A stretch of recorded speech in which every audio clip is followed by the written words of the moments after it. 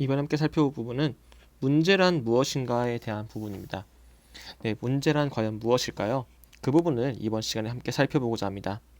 네, 한 데이터를 보면은 벤처기업이 실패하는 사례 20가지를 보았을 때 그 첫 번째 해당하는 부분이 바로 시장이 원하지 않는 제품을 만들었기 때문이다 라고 이야기합니다. 스타트업은 좋은 제품을 만들지 못해서가 아닙니다.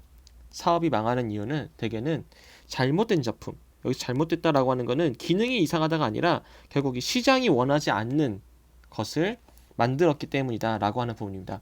결국은 우리가 이 시장이라고 하는 이 부분과 맞는 제품을 만드는 것이 중요하지 결국 제품에서의 기능이 먼저가 아니다라고 하는 것을 이 데이터를 통해서 알 수 있는데요. 결국 여기서 우리가 알고자 하는 문제가 무엇인지를 알게 됩니다. 문제다라고 하는 것은 우리가 갖고 있는 이 현실과 그 이상, 현실과 이상 사이에는 항상 갭이 존재합니다. 이 갭이 존재하는데 이 갭을 우리는 결국 문제라고 이야기합니다. 문제를 설정한다라고 하는 것은 결국은 이 갭이 해결되었을 때 나타나는 그 모습을 그려낼 수 있어야 한다라고 하는 겁니다. 문제라고 하는 것은 결국 현실과 이상의 그 차이이다. 현실과 이상 사이 이상의 차이가 문제이지 다른 걸 문제다라고 이야기하지 않습니다. 그렇기 때문에 결국은 앞에서 시장이 원하지 않는 제품을 만들었다. 사람들이 원하는 현실에 있는 사람들이 이상의 원하는 것들이 있으면 그걸 만들어야 한다라고 하는 거죠. 예를 들어서 현실의 모습이 말을 타고 다니는 모습이다라고 하면은 나는 조금 더 빨리 가고 싶어라고 해가지고 만들었던 것이 역참제도였죠.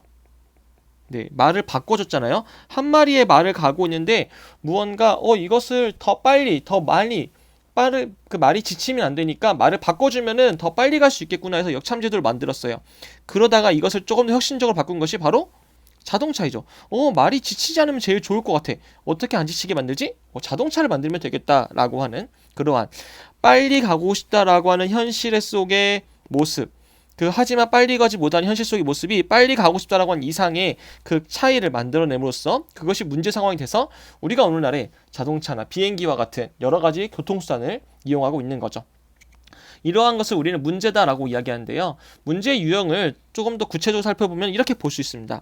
이 과거에서 현재, 과거와 현재 사이에 나타나는 그 문제가 있고요. 그리고 이 현재 상황에서 있는 문제도 있습니다. 현재에서 지금 진행 중인 문제도 있고 어떤 문제는 현재에는 나타나지 않지만 미래를 생각할 때 나타날 수 있는 문제도 있어요. 우린 이것을 발생형 문제, 탐색형 문제, 설정형 문제라고 이야기합니다. 시간의 축을 보면은 발생형 문제는 그 과거 축에 머물러 있고 탐색형 문제는 현재의 시간 축에 머물러 있으며 설정형 문제는 미래의 시간 축에 머물러 있다라고 하는 것을 알 수 있는데요. 그 각각의 문제 유형이 어떻게 구체적으로 나누어지는지 조금 더 자세하게 살펴보겠습니다. 먼저 발생형 문제다라고 하는 건요. 이미 일어난 문제예요. 이거는 과거에 머물러 있잖아요. 이미 일어난 문제로서 결국 이것을 원인을 추적하여 해결하면 되는 문제입니다. 대개는 이미 일어난 문제이기 때문에 어떠한 기준에 미달되거나 또는 그 일탈로서 생기는 문제들인데요. 그렇기 때문에 발생의 문제는 다른 표현으로 일탈 문제 또는 미달 문제라고도 표현합니다.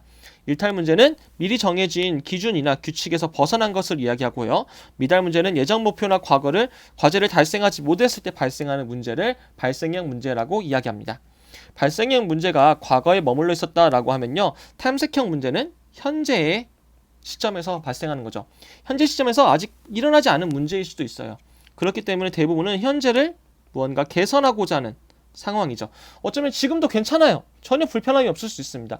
하지만 이것을 바꿈으로써 더 우리는 잘 살 수 있다라고 하는 거죠. 그렇기 때문에 현재를 다루는 탐색형 문제에서는요. 문제의 목표를 명확하게 인식해서 해결하는 게 중요합니다. 이러한 부분에서 탐색형 문제는 세 가지로 불리기도 하는데요. 잠재 문제, 예측 문제, 발견 문제라고 불리기도 합니다.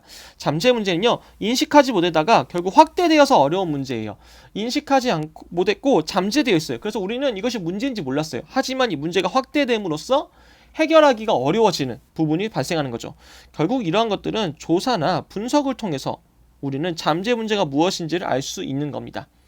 예측 문제는요. 현재는 전혀 문제가 아니에요. 그리고 현재 상황에서의 그 진행 상황을 예측하는 건데요. 그랬을 때 현재는 문제가 아니지만 앞으로는 이것이 문제가 나타날 수 있다라고 하는 것을 우리는 예측하는 것을 예측 문제라고 이야기하고요. 발견 문제는 현재는 아무 문제가 없습니다. 현재는 아무 문제가 없지만 무언가 좀 더 좋은 기술이나 기법들, 제도들을 통해 가지고 개선이나 향상시킬 수 있는 문제를 발견 문제다라고 이야기합니다. 이러한 탐색형 문제는 현재 시점에 집중되어 있다라고 볼 수 있죠. 그리고 마지막으로 설정형 문제는 바로 미래에 초점을 두고 있죠. 그렇기 때문에 이거는 앞으로 어떻게 미래 상황에 대응에 대한 이야기예요.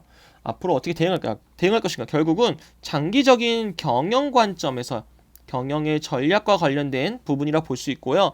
이 문제를 해결하기 위해서는 굉장히 창조적인 노력이 필요합니다. 그렇기 때문에 설정형 문제는 목표 지향적 문제 또는 창조형 문제라고도 이야기합니다.